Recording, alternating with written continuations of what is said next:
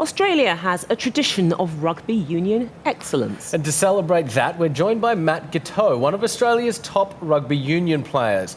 Now, Matt is a Societe Generale ambassador for Rugby World Cup 2019. Matt, welcome to Sibos TV. Thank you, it's good to be here. What brings you to Sibos? What are you planning to do this week? Well, as you touched on, I'm here with Societe Generale, just working with the brand.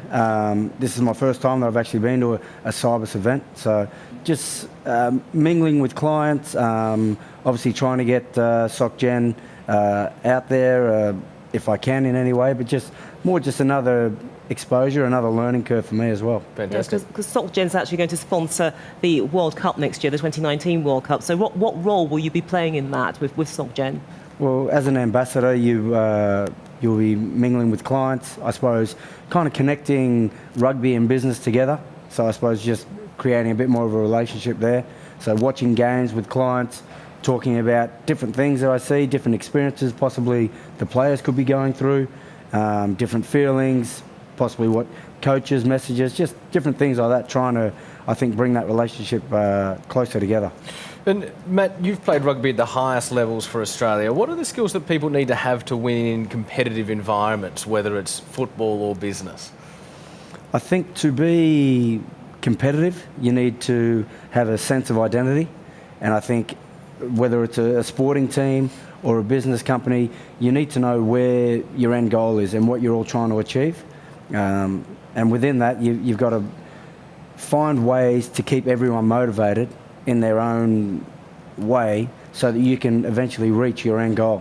And I think from a rugby point of view, we often talk about our why, being the reason why you play the game. So for me, it would be my family and my kids.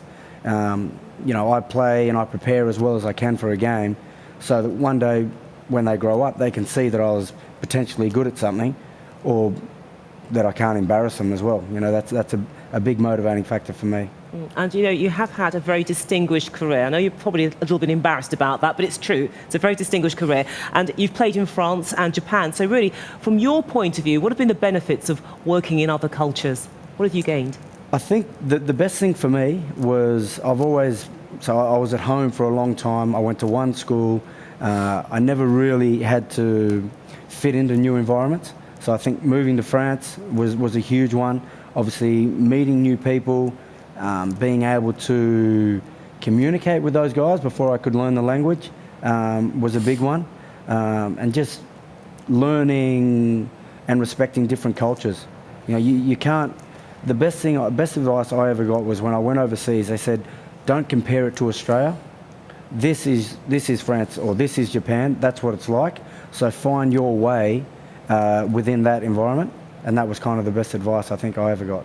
Matt, as a rugby player, you obviously need to play under intense pressure, intense scrutiny, and that would be a similar kind of dynamic to the one in which a lot of business leaders are operating in today's environment. What are your tips for operating under such pressure and scrutiny? Well, business I'm not too sure on, but from a rugby point of view, to take the pressure out, you just need to be well prepared. I think you obviously need to do your homework. I think from a rugby point of view, if I've practiced and I've worked hard throughout the week to prepare for our end goal, which is that game on the weekend, it takes the pressure out because you put yourself in scenarios that you've already faced throughout the week.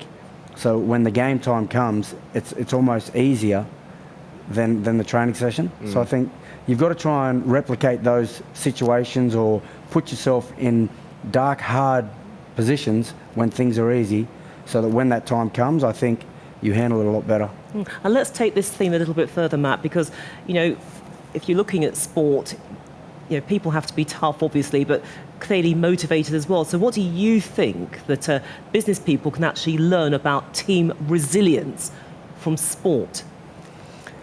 I was talking about this. I've got a friend of mine that just recently retired, and he's gone into the business world, and he said the biggest thing for him that he's finding, the biggest challenge is accountability. He's finding that with rugby, we have a set role. So I know that I need to do this in order for the team to go well. If I didn't do that well, then the coach will know that's why the team didn't perform well. So I'm accountable for that part of my job. So you give him responsibility. He said at the moment with the business world that he's in, accountability is a bit wishy-washy.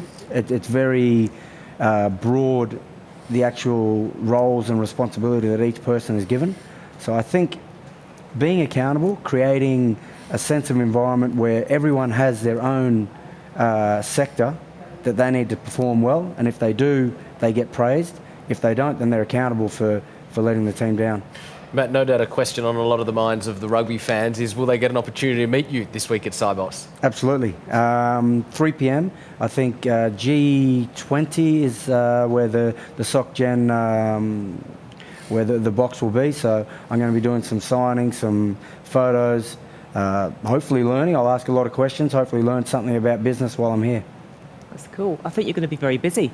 I hope so. That's why I'm here. You'll do very well. But Matt Giteau, it's been an absolute pleasure speaking with you. Thank you so much for sharing your insights and that relationship with the Societe Generale, because you are, of course, the bank's ambassador for the 2019 Rugby World Cup. Thank you. Cheers.